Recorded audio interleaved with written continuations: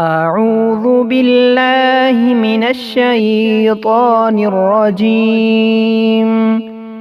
بسم الله الرحمن الرحیم. اہل ایمان کی دعا. ربنا إننا آمنا فاغفر لنا ذنوبنا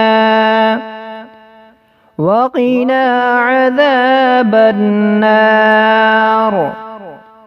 ربنا إننا آمنا فاغفر لنا ذنوبنا